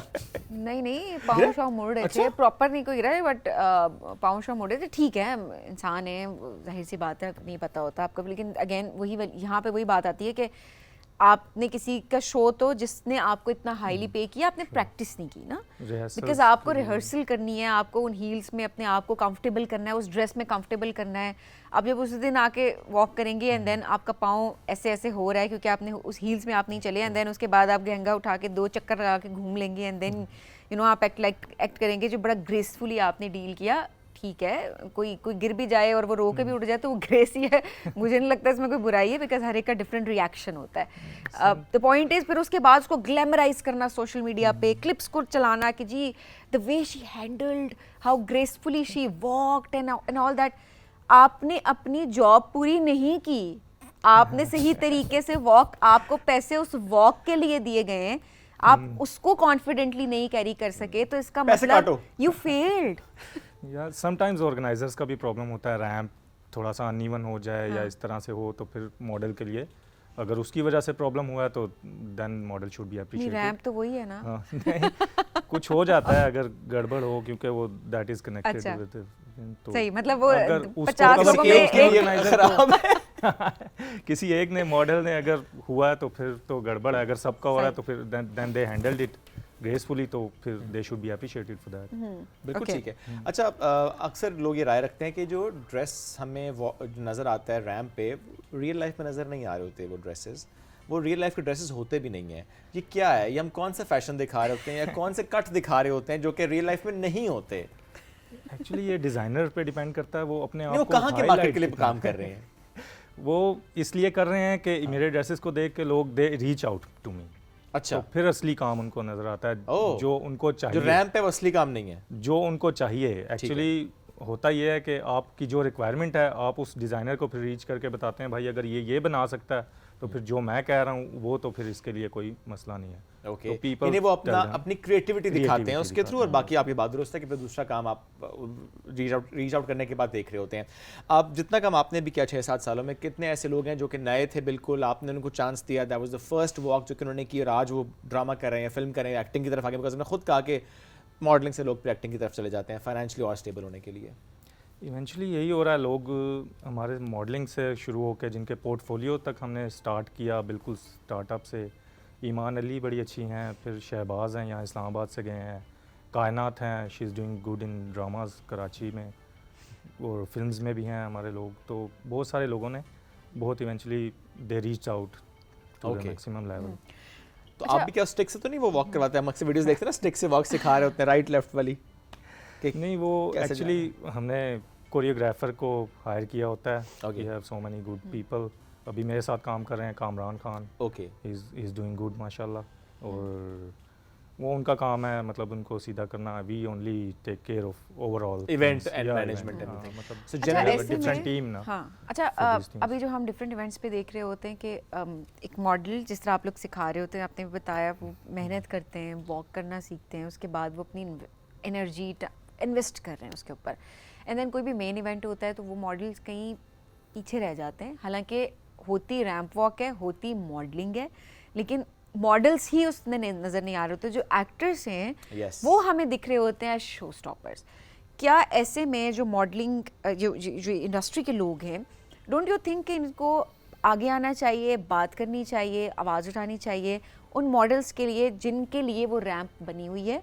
Because acting is different Yes. And modelling is different. hosting is different. एक जिसने होस्टिंग इज़ डिफरेंट, जिसने इतनी मेहनत की है एक फील्ड के लिए और वो उस इवेंट तक पहुंच के रैंप पे वॉक कर रहा है या कर रही है, और एक जिससे एज अ शो स्टॉपर एक लाइमलाइट लेके चला गया, डोंट यू थिंक ये थोड़ा सा जस्टिफाइड नहीं है? मैं तो समझता हूँ कि इस तरह से नहीं होना चाहिए, लेकिन एज एन ऑर्गेनाइज़र जब मैं देखता हूँ तो फिर हमारी बहुत सारी मजबूरियाँ होती हैं, बिकॉज हमारे जो स्पॉन्सर्स हैं they want a known face. मैं तो जिसको आई सब अंडरस्टैंड जानते वो, हैं। आई नो दैट, वो तो चले एक डिफरेंट डिबेट है कि ये, मैं तो ये बात कर रही हूँ कि क्या इंडस्ट्री के लोगों को इस पर आवाज़ नहीं उठानी चाहिए सो दैट हम अपनी जो मॉडलिंग की फील्ड है उसको रिवाइव कर सकते हो, हमारे मॉडल्स आगे आए, नए नाम सामने आए, जिस तरह आमना हक, आमना इलियास, बहुत सारी और महरीन इलियास, हमारी बहुत सारी मॉडल्स हैं जो कि हमने देखा कि वो आगे आई हैं। तो डोंट यू थिंक कि आवाज़ उठाने की बात है अब कि आप राइट्स के लिए खड़े हो? ऑब्वियसली होना चाहिए। हमारे इंडस्ट्री बेसिकली जो हमारी ये फैशन इंडस्ट्री है, मतलब सबके पास जर्नलिस्ट पैनल हैं, उनकी अपनी ऑर्गेनाइजेशंस हैं, इस तरह से है। हमारी इंडस्ट्री फैशन इंडस्ट्री में कुछ इस तरह से नहीं है। आई हैव सीन डायरेक्टर्स की एसोसिएशन है, एक्टर्स की एसोसिएशंस हैं, लेकिन मुझे फैशन इंडस्ट्री में ऐसा कुछ आज तक नज़र नहीं आया। It's a very good thing. अब कोशिश करेंगे हम भी इंशाल्लाह। लोगों को इकट्ठा करने की, स्टार्ट करने की, और इस तरह से आवाज़ उठाएं अपने अपने हक के लिए। बिल्कुल, ताकि आपकी इंडस्ट्री और बेहतर अंदाज से ग्रो करे, बिकॉज जब इंडस्ट्री ग्रो करती है बहुत से लोगों का रोजगार भी जुड़ा होता है, बहुत से लोगों को नाम उससे मिल रहा होता है, बहुत से लोगों के करियर्स होते हैं उससे जुड़े हुए, बहुत से लोग उसी में आगे जाना चाहते हैं। पाकिस्तान ग्रो करेगा देखिए Absolutely, श्वेत, आप- ये इंपॉर्टेंट चीज़ है कि absolutely. पाकिस्तान को हमने ग्रो करवाना है। इसमें आपको हर फील्ड को उसकी इंपॉर्टेंस दे के मेरिट की बेस पे आपको आगे लेके चलना, ना कि ये कि नंबर ऑफ फॉलोइंग। आप जो देखिए जब वो लोग नज़र आना शुरू करेंगे बड़े शोज़ के, वो शो स्टॉपर्स बनेंगे, वो रजिस्टर हो जाएंगे ऑटोमेटिकली, लोग उनको पसंद करना शुरू करेंगे, उनको जानना शुरू कर देंगे, आपकी पूरी एक इंडस्ट्री, एक अलग फील्ड वो दोबारा से रिवाइव करेगी। ऐसे ही है। Sunil, thank you very much for joining us, great having you जी। हमें बढ़ना भी एक ब्रेक की तरफ, ब्रेक से वापस आएंगे, रहिए हमारे साथ। ये है राइजिंग पाकिस्तान।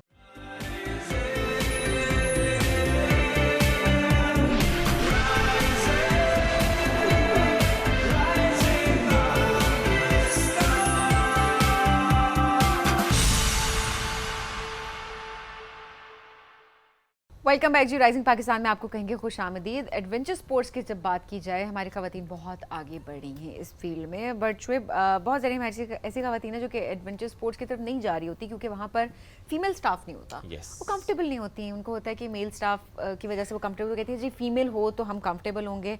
जिस तरह आप पैराग्लाइडिंग की बात करें, वहाँ पर भी हमें मेल डोमिनेंट ही फील्ड वो नज़र आ रही होती है, लेकिन अब हमारी ख़वातीन भी आगे आना शुरू हो चुकी हैं। Absolutely. तो खुशखबरी ये है कि हम आपको इंट्रोड्यूस करवाने लगे हैं अभी यहाँ पे। वैसे तो बहुत सारे लोग इनको जानते होंगे, लेकिन उन लोगों के हम नॉलेज में इजाफा करना चाहते हैं जो नहीं कि जानते। वाकई पैराग्लाइडिंग करना चाहते हैं और फीमेल के साथ कंफर्टेबल है। तो हम आपकी मुलाकात करवाने लगे हैं पाकिस्तान की पहली certified female PG pilot instructor से, जिन्होंने साल 2003 से वो अपना इदारा चला रही हैं। अच्छा देखें, 2003 से इदारा चला रही हैं, लेकिन सानू भी नहीं पता सी। हमें भी नहीं पता। तो हमने सोचा कि ऐसे लोगों को खोजा जाए, उनको लाया जाए यहाँ पे इस प्लेटफॉर्म पे, ताकि बाकी लोगों को पता चल सके। अच्छा, इन्होंने क्या किया? अब ये तो है ना कि अच्छा खुद तो कर ली है या जो भी, तो अपने घर में क्या चीज लेके आई हैं? अपनी बेटी को फेंक दिया वहां से। उनकी बेटी इस वक्त उनकी बेटी हमारे 4 साथ साल की मौजूद है। थी, दुआए ज़हरा। फर्स्ट सोलो फ्लाइट ली उन्होंने। सोलो फ्लाइट कर दी 4 साल की उम्र में। मैं पूछूंगा उनसे कि अच्छा सास ने फिर क्या कहा, और फिर रिकॉर्ड जो है वो छोटी बहन ने तोड़ दिया। छोटी बहन ने तोड़ दिया 3 साल 5 महीने की उम्र में लारेब ने कहा अच्छा अब ठीक है 4 साल में, मैं करूंगी 3 साल में। ये माँ इतना बड़ा हौसला कहाँ से लाई है? So let's talk about this. मुलाकात करवाते हैं जी, अम्मा हमारे साथ मौजूद हैं, इन दोनों बच्चियों की, अमारा, किरण। अस्सलाम वालेकुम, कैसी हैं आप अमारा? ठीक ठाक, आप कैसी हैं? बिल्कुल ठीक, बहुत शुक्रिया प्रोग्राम में ज्वाइन करने के लिए। और जी इनकी बेटी जिन्होंने 4 साल की उम्र में सोलो फ्लाइट ली थी, दुआ ज़हरा। अस्सलाम वालेकुम दुआ, कैसी हैं आप? ठीक है। और फिर जिन्होंने रिकॉर्ड तोड़ा था उनसे आके मुलाकात करवाते हैं, लारेब ज़हरा। अस्सलाम वालेकुम, कैसी हैं आप? क्या बात है, जबरदस्त। हमारे साथ माँ और 2 बेटियां मौजूद हैं और क्या उन्होंने जबरदस्त कारनामे सर अंजाम दिए। तो बात आपने की ना एज पैराग्लाइडर्स के तौर पे, लेकिन अदरवाइज भी बहुत से और जो काम भी हो रहे हैं जिसमें एडवेंचर स्पोर्ट्स में archery, gun shooting, horse riding, bike riding, बड़ी महारत है माशाल्लाह आपकी। बेटियों से प्यार तो है ना? जी 4 साल में फेंक दिया जी, आपने जी, हवा में, बिल्कुल स्टार्ट ही वहां से करा दिया बच्चियों को। What was your motivation? बस ये है कि खुद से एक, जब मैं इस फील्ड में आई थी आज से 16-17 साल आप पहले देख लें तो पाकिस्तान में एक फ़ीमेल का इस तरह की मुश्किल फील्ड में निकलना, अभी भी जी, और वो भी पैराग्लाइडिंग जैसी, जिसमें एक बहुत मुश्किल है, ये इतना आसान नहीं है क्योंकि इसमें फ़िज़िकल आपकी हेल्थ भी वो भी चाहिए होती है, मेंटल हेल्थ भी ज़रूरी होती है। तो और फिर आप ये देख लें कि इतना भाई लोग कहते हैं कि लड़की ने पैंट शर्ट पहन ली, इसने दुपट्टा नहीं रखा, इस तरह की जो चीज़ें थी, फैमिली प्रेशर, फिर इन लॉज की तरफ से प्रेशर, देखा इन लॉज वाला मामला आया है ना, मैंने कहा था ना आया होगा। नहीं जाहिर सी बात है जब आप कुछ करने लगे तो, क्योंकि ये होता है कि मैं समझती हूँ कि इन लॉज का भी कसूर नहीं होता क्योंकि हमारा माशरा इस तरह का है ना, माशरा इस तरह का है, उसका एक प्रेशर होता है, किसी ने कुछ कह दिया तो बस उसको लेकर जो मैं कहती हूँ कि जो एक फ़ीमेल के लिए जो सबसे बड़ी रुकावट होती है, और आज से आप 16-17 साल पीछे चले जाएं तो आप देखें मेरे लिए बहुत ज़्यादा मुश्किलात थी। और फिर एक मैरिड लाइफ लेकर फिर उसके साथ फिर बच्चियों को लेना, फिर और रिस्पॉन्सिबिलिटीज़, तो ये था कि मेरे पर बहुत प्रेशर्स थे और ये काम भी इतना आसान नहीं था क्योंकि आपने सुबह 5-6 बजे निकल जाना है घर से और आपने रात को आना है और मुकम्मल आपकी ट्रेनिंग चल रही होती है, तो बहुत मुश्किल हो जाता है। और उसके साथ अगर आप एक फ्री माइंड ना हो तो, और आपको अगर स्पोर्ट ना हो तो आपके लिए चीज़ें और मुश्किल हो जाती हैं। मगर इन सब चीज़ों को, मुश्किलात को मद्देनज़र रखते हुए अपनी फैमिली को, बाकी चीज़ों को और अपनी ट्रेनिंग को साथ लेकर चलना बहुत मुश्किल होता है। और उसके साथ साथ फिर प्रेगनेंसी होना, फिर उसमें भी मैंने अपनी ट्रेनिंग को छोड़ा नहीं। प्रेगनेंसी में भी आपने पैराग्लाइडिंग करवाई? जी बिल्कुल मैं ट्रेनिंग करती भी रही और लोगों को करवाती भी रही क्योंकि मैं अपना अदारा चला रही हूँ आज से 17 साल से पहले। तो ये है कि मैं प्रेगनेंसी में भी मैं अपनी जो है ये ट्रेनिंग मैंने स्टार्ट रखी और लोगों को करवाती रही, क्योंकि आपको पता है कि किसी भी चीज़ में अगर आप अपना भी कोई प्रोफेशन, उसमें अगर आप गैप दे देते हैं तो आप बहुत पीछे चले जाते हैं। और पैराग्लाइडिंग ये इस तरह की एक्टिविटी है कि इसमें आपको इन्वॉल्व रहना पड़ता है।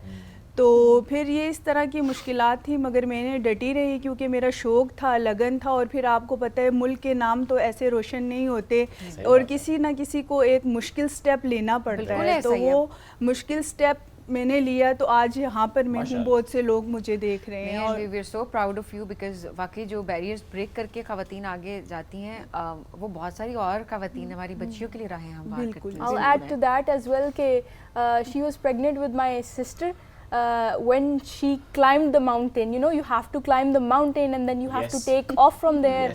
So it's a big deal, you know. Now I realize that what sort of physical you know challenge it was.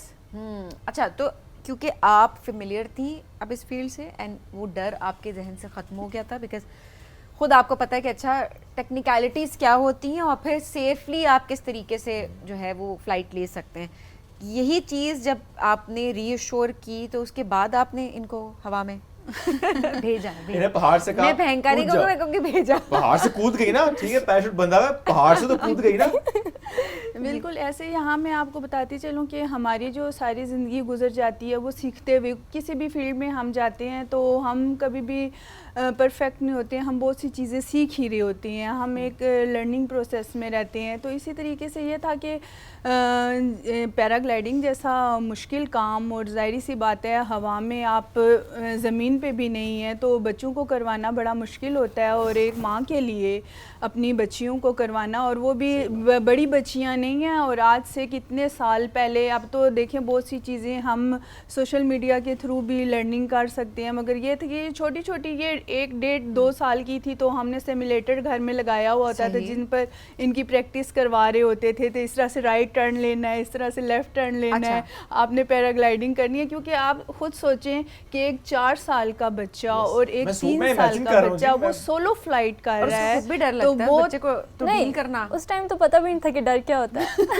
मतलब वो सेंसेस ही नहीं है ना, वो मतलब याद नहीं होगा इनको, ऐसे डरे तो लाजमी है। तो बताए अच्छा फर्स्ट फ्लाइट देखो ना, उसने आंख खोलते आप घर में क्या देख रहे हैं, पैराग्लाइडिंग की बातें हो रही हैं, माँ जा रही है ट्रेनिंग करने, पैराशूट नजर आ रहा है, उनके लिए नॉर्मल हो जाता है, नॉर्मल है। दुआ ज़ाहरा की 4 साल की उम्र में पहली जो सोलो फ्लाइट थी उसके बारे में बताएं कि क्या एक्सपीरियंस था, कुछ याद है तो आपको?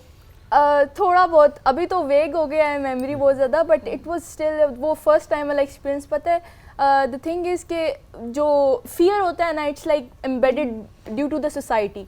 जो बच्चा अभी नया बच्चा होता है, they are not aware of any sort of fears. और अभी आप देयर हैव बीन रिसर्चेस जहाँ पे आपको एनिमल्स के साथ बच्चों को छोड़ दो, स्नेक्स के साथ छोड़ दो, they play with them because उनको नहीं पता होता कि यार there is something called fear. अच्छा पॉइंट आप रेस के। देखिए नॉर्मली घरों में हम क्या बात करते हैं, बच्चे की ना करो गिर जाओगे, चोट लग जाएगी, अच्छा यहाँ से जंप नहीं करो, आपने क्या सिखाया होगा, ये भी करो वो भी करो। ये आपने बड़ा स्नेक की बात की, मुझे इससे याद आ गया क्योंकि नॉर्मली बच्चे डरते हैं लिजर्ड से ना, तो हमने अपने बच्चों को ना आज तक कभी डराया ही नहीं उससे। तो लिजर्ड अगर मेरे वॉल पे आए, मेरी बेटी आराम से, बाबा लिजर्ड मेरी पेट है, मेरा बेटा भी इस तरह करता है, तो वो लेजर से नहीं डरते। नहीं डरते वो, तो वही आपने डराया नहीं है उनको।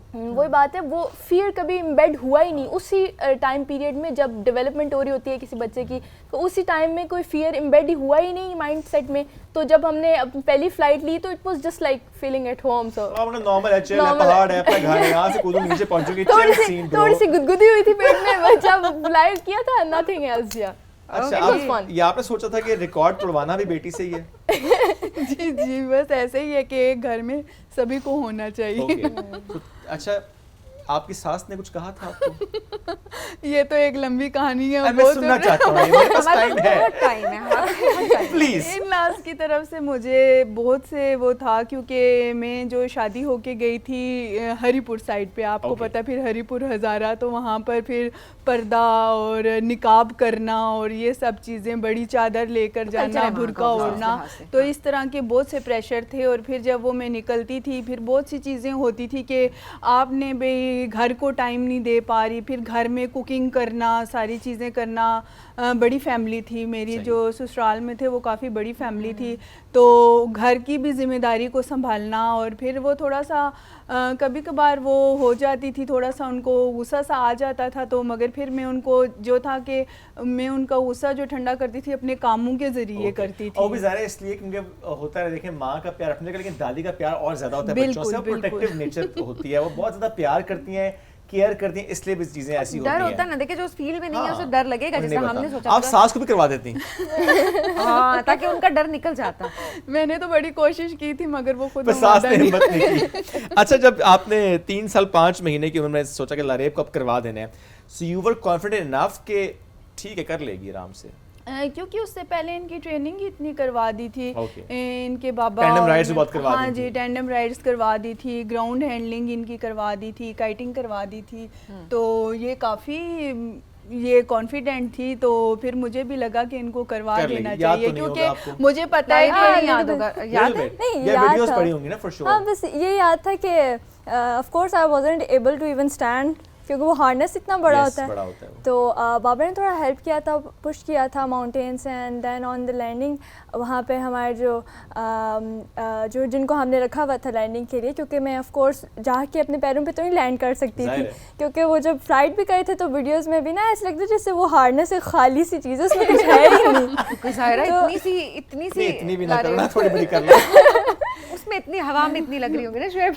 बिल्कुल ऐसे ही लगता था हवा से कोई टोकरा आया और वो यूं नीचे गिर गया। तो वो लैंडिंग पे भी ना, इवन कि मैं खुद जाके नहीं, क्योंकि मैं खड़ी तो हो नहीं सकती थी, तो उन्होंने खुद मुझे ऐसे ना कैच किया था, क्योंकि हार्नेस कोई ना इसने कैच किया था। लेकिन वो बात ये है कि टेक ऑफ इन्फ्लेशन के बाद जब एयर में होता है ना, वो सारी हैंडलिंग ग्लाइडर को कंट्रोल करना वो इंडिपेंडेंटली ही किया था, बिकॉज उससे पहले 1 साल 2 साल हमारी घर में ट्रेनिंग सिमुलेटर पे होती रही है, उसके बाद ग्राउंड पे ट्रेनिंग होती रही है, तो you get to know, you have that sense of connectivity with the glider. Wait आप दोनों का अभी भी है, उस समय बहुत ही कम था, तो इतने कम वेट हो तो वैसे भी वो पैराशूट कहता है भाईजान मैं ऊपर ही जा रहा हूँ, नीचे कोई नहीं जाना मैंने, वेट का जरा इसमें फर्क होता है। बिल्कुल बिल्कुल ऐसे। How long was that flight? इनकी कितनी ड्यूरेशन थी फ्लाइट की, फर्स्ट सोलो फ्लाइट? ये इनकी थी मेरे ख्याल से 2-3 मिनट। 2-3 मिनट की थी। 2-3 मिनट में, अच्छा एक लम्हे के लिए कभी इन दोनों की सोलो फ्लाइट्स में आया एज अ मदर, हाय मैं क्या कर बैठी है? करती है, you have no idea, she is like so brave to let us come into it, but the thing is कि when she is making videos ना, तो videos बनाते बनाते she goes like, जब टेक ऑफ होने लगता है बिस्मिल्लाहिर्रहमानिर्रहीम बिस्मिल्लाहिर्रहमानिर्रहीम बिस्मिल्लाहिर्रहमानिर्रहीम, so yeah there is this sense of motherhood ना, जो there is still that fear, but उसे overcome करने के लिए to do something you have to, you know। लड़े क्या शौक है वैसे आपका, जनरली अपना शौक बताएं इसके अलावा? वेल मेरा थोड़ा फैशन डिज़ाइनिंग पे है और आर्मी का है मुझे। I want to be a army doctor इंशाल्लाह। और मामा ने जो इतनी मुश्किल से ये कंपनी रन की है, तो साथ में इसको भी टेक ओवर करना है। नाइस। तो आपकी तो मतलब फ्यूचर सीईओ आप भी कंपनी में नजर रखी हुई है अभी से। बिल्कुल, क्योंकि मैं आपको बताती चलूँ कि जब मैंने स्टार्ट किया था तो देखें जिस तरीके से पहले आपने बात की थी कि कहीं पर भी जाते हुए अगर कोई फ़ीमेल ना हो तो मेरे लिए भी बहुत मुश्किलात थी, क्योंकि उस वक्त तो पाकिस्तान में मेल भी जो थे वो भी पैराग्लाइडिंग में इतनी एक्सट्रीम एडवेंचर में बहुत कम थे, तो मेरे लिए बहुत मुश्किलात थी। तो मेरी कोशिश थी और मेरे अंदर ये एक जुस्तजू थी कि मेरी तरह जो मुश्किलात, जिन मुश्किलात का मुझे सामना करना पड़ा, अभी यहाँ जा रहे हो आगे कोई फ़ीमेल नहीं है, तो फ़ीमेल हो तो आपको पता है हमारी जो बच्चियाँ हैं आती हैं वो वैसे ही रिलैक्स फील करती हैं। तो मैंने बहुत सी बच्चियों को ट्रेनिंग करवाई और मेरे जहन में यही था कि उनके लिए जो मुश्किलात मुझे सामना करना पड़ा है उनके लिए ये एक नई और मुश्किल चीज़ ना लगे, वो आएँ और उनको पता हो कि ये एक फ़ीमेल कर रही है, हमने इनके पास जाना है, हम कर सकते हैं।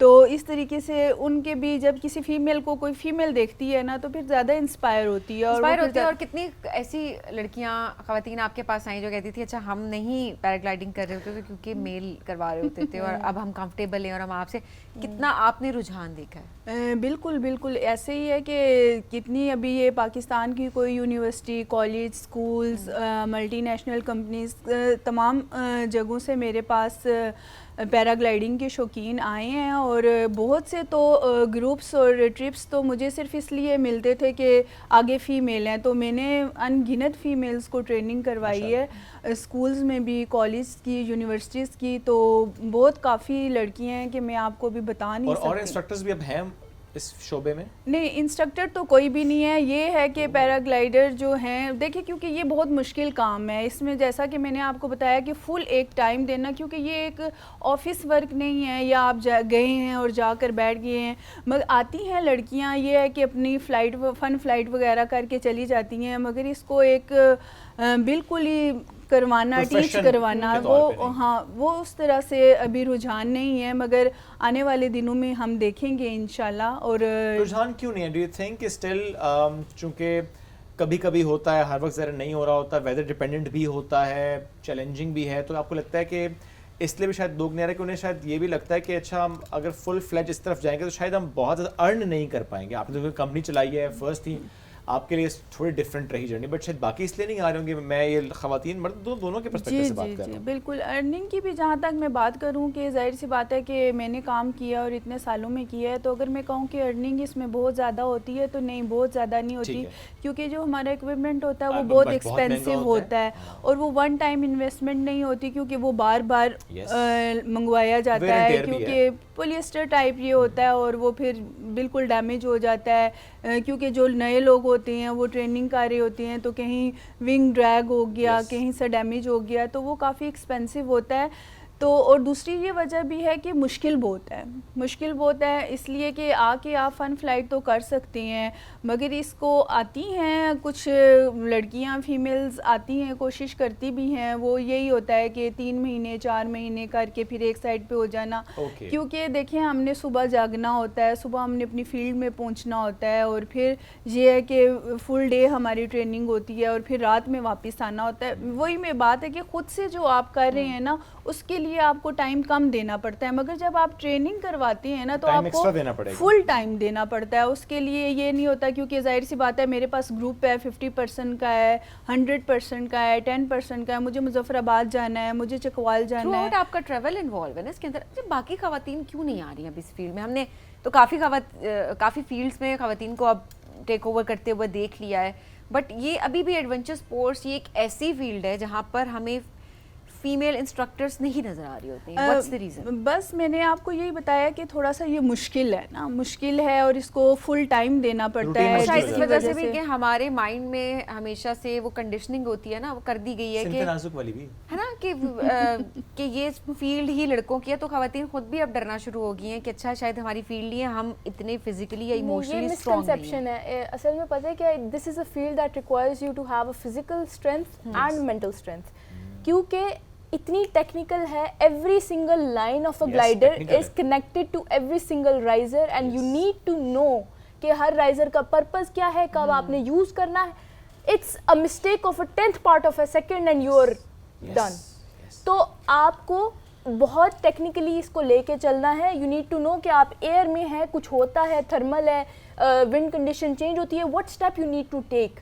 और टेक ऑफ करते हुए you have to take it independently, आपको उसको लेके चलना है। तेज विंड है तो आपने क्या करना है, स्लो विंड है तो क्या करना है। इट इज़ वेरी टेक्निकल, इतनी आसान नहीं है। बात यह है कि आप सीधी रोड पे तो गाड़ी चला लोगे, but when you are on a GT road where there is traffic, damn, वहां पता चलेगा फिर आपको where your skill is tested.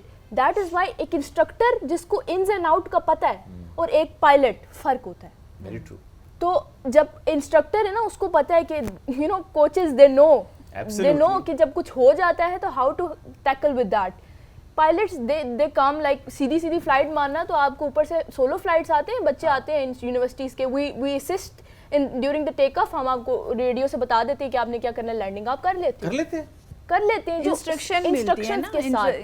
अच्छा, अलाउ है ये? कोई भी आया और फर्स्ट टाइम सोलो फ्लाइट कर ले? उनको हम ग्राउंड ट्रेनिंग पहले कराते हैं, अटेम्प्ट्स कराते हैं कि आपको पहले पता हो कि आपने एयर में हाथ कहाँ रखने हैं, ब्रेक्स कैसे अप्लाई करनी है, लेफ्ट टर्न कैसे करना है, राइट टर्न कैसे करना है। बट वो सीधी फ्लाइट है, वो फन फ्लाइट है, वो फन फ्लाइट है। When you go up where the wind conditions are very harsh, जब थर्मल्स आते हैं, क्लाउड्स के डिफरेंट वेरिएशंस होते हैं, वहाँ पर जब आपको चेक करते हैं ना, फिर चेक करते हैं, यू हैव नो आइडिया। इतने स्पाइरल मारता है ना ग्लाइडर, जब कंडीशन ख़राब होती है तब आपके पास स्किल नहीं है ना। तो इवन आप अगर गए हैं किसी जगह पे और वहाँ पे wind conditions are not good, तो जाहिर है आपको कई घंटे इंतजार करना पड़ता है। कभी कभी ये भी होता है कि आप बिल्कुल तैयार हैं, इनकार हो जाता है, इनकार जी, हवा एकदम बंद हो गई है, आप नहीं कर सकते। we sit there और फिर हमें वापस आना पड़ता है without even attempting a single flight। ये हो जाता है। अच्छा, मुझे नहीं पता था ये कि आप सोलो फ्लाइट कर सकते हैं without having that tandem rides. Form fill करवा लेते होंगे ना? फॉर्म फिल कराते हैं, उनकी पूरी एग्जैक्टली कराते हैं। हाँ, वो तो इन्हें कैसे कराते हैं? पार्ट ऑफ प्रोसेस ना, ऑब्वियसली वो तो नहीं, उस फॉर्म पे लिखा होता है कि आप कुछ हुआ तुम्हारी अपनी गलती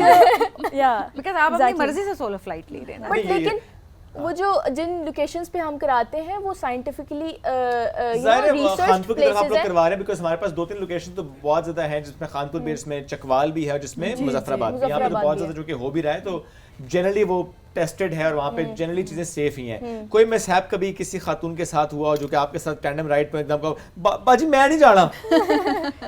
नहीं, बस ये होता है थोड़ा सा। तो देखिए फर्स्ट टाइम आप पे एयर में होते हैं, थोड़ा बहुत तो नहीं, इस तरह इतना नहीं होता, क्योंकि हम उनको एंगेज कर देते हैं, बातों में एंगेज करते हैं। कोई अम्मी किसी को अम्मी याद आई हो, टेक ऑफ आ जाती हैं बड़ों को, अगर वो ये कहते हो थल्ले लेके जाओ जल्दी।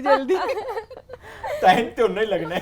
हाँ, हम कहते हैं अब तो आप हमारे शिकंजे में आ गए हैं, तो अब हमारी मर्जी से ही जाएंगे। मगर ये है कि कुछ चीज़ों का अंदाज़ा भी हो जाता है जब कोई इंस्ट्रक्टर है वो करवा रहा होता है, किसी को कोई राइड करवा रहा होता है, तो थोड़ा सा अंदाज़ा भी हो जाता है कि नेक्स्ट जो हमारे साथ जो पैसेंजर है उसकी फीलिंग क्या है, वो डर रहा है, उसको मुतमईन करना हमारा काम होता है। यही तो ट्रेनिंग होती है, यही तो ट्रेनिंग होती ये है ट्रेनिंग है जो काम वहीं पर आती है, जो अम्मी याद आती है, फिर आप अम्मी को भुलाते हैं। कोई ऐसी ख्वाहिश है फैमिली को लेके, किसी एक स्पेसिफिक मेंबर को लेके, आप दोनों मुझे बताइएगा कि मैं चाहती हूँ कि ये जो मेरा फैमिली मेंबर है ना, इसको तो मैं लाजमी लेकर जाऊँ साथ, प्यार से? Who would that one be? Family member as such. जो डरता हो, डरती हो कोई भी? वैसे तो I do not have anyone in mind, but I have my cousin brother. He is very excited to do it. Okay. But Jarar Haider, he really wants to do it. Actually हमारे पास भी वो clashes आ जाते हैं. My university has different schedule, his has different schedule, तो करा नहीं सकते. But he is very excited to do it. I don't know if he is scared or not. Obviously there is an adrenaline rush. पहली दफा आप जो करते हो ना, वो जो एड्रेनलिन रश मिलता है ना उस टाइम, दैट्स उस टाइम आप पूछ रहे थे ना कोई ऐसा इंसिडेंट कभी हुआ हो, इट हैपेंस। पता है जब हम एयर में होते हैं ना, जब स्पाइरल्स मारता है ना ग्लाइडर, तो चक्कर आते हैं, वॉमिट आती है, तो की है लोगों ने, they do throw up in the air. और टेक ऑफ के टाइम मतलब हवा में जाके भी please don't let me imagine that. I mean just imagine No, आप नीचे please. खड़े हुए हैं और ऊपर से आपको पता भी ना हो क्या है। बारिश आप खाना खा रहे हैं, आउटडोर बैठे हुए बारिश हो रही है, हैं, बारिश हो रही है जी। कतरा कहाँ से गिरा जी? बारिश नहीं, हल्के बादल बन रहे हैं जी। बरखा ना खाए ऐसी जगह गॉड, पे ये जाके। आप लोग रिस्पॉन्सिबल है इसके। नहीं, वो बंदा जो खा के चला गया पैराग्लाइडिंग करने के लिए, आपके माइंड में ऐसा कोई शख्स है जिसको चाहते हैं वो लाजमी करे? Well, the same answer Zarar as Zarar कर लो भाई अब। because the reason is हमारी इतनी फैमिली में कुछ ज़्यादा इतनी है भी नहीं, connectivity नहीं है, Okay. so yeah, he is the close one and I'll go with him. He should do चलो it. अल्लाह करे अब इतनी आप लोगों की तरफ से मोटिवेशन है तो जरार टेक अ जरूर ब्रेक जाएंगे। Bro, do it. How old is he? He is 22. कर लो भाई, अब तो 4 बड़े हो गए, साल करो। में कर लिया, 3 साल में कर लिया था, प्लीज कर लो।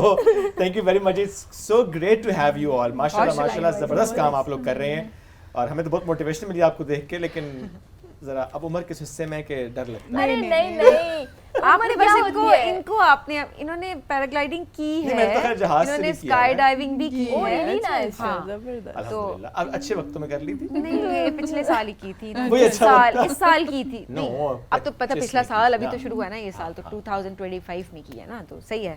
तो अब दोबारा तो कर ही सकते हैं। कर सकते हैं, हम्बल बनने की हैं। नाकाम नहीं कोशिश। मैं नहीं नाकाम कोशिश, मुझे वाकई जो मैं चीज़ एक बार कर लेता हूँ मुझे लगता है कुछ और करूँ। तो जी, जी। बंजी जंपिंग इज समथिंग जो मेरी लिस्ट में है, जो कि आई डोंट नो मैं कब कर पाऊंगा। जितना देर हो जाएगी उतना मुश्किल हो जाएगा मेरे लिए, बट लेट्स सी, मुश्किल लगता है मुझे। लेकिन हाँ, अपने बच्चों को लेके मेरी ख्वाहिश बहुत है, लेकिन उसमें ना एक औरत मेरे आड़े आ गई है, उन बच्चों की माँ कहते नहीं होने दूंगी ये मैं, तो हम मुश्किल है जी। Anyways, thank you once again for joining us today. हम बढ़ेंगे ब्रेक की तरफ, ब्रेक से वापस आएंगे, रहिए हमारे साथ। ये है राइजिंग पाकिस्तान।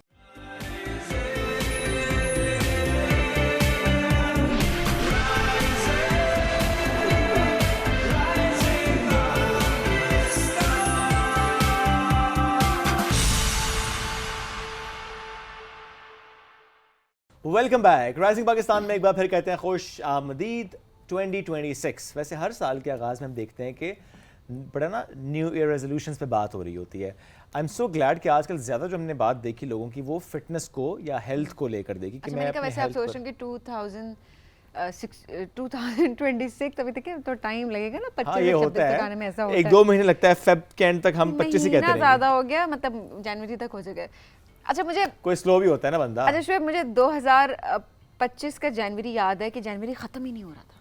है? हाँ, याद है? या जो हम कह रहे थे साल शुरू हुआ है, साल बढ़ ही नहीं रहा आगे, और सब लोग ये कहते हैं कि जनवरी बहुत लंबा हो Very चुका है ये right. मंथ। इस बार ये जो शुरू के कुछ दिन है वो मतलब बहुत जल्दी जल्दी गुजरे।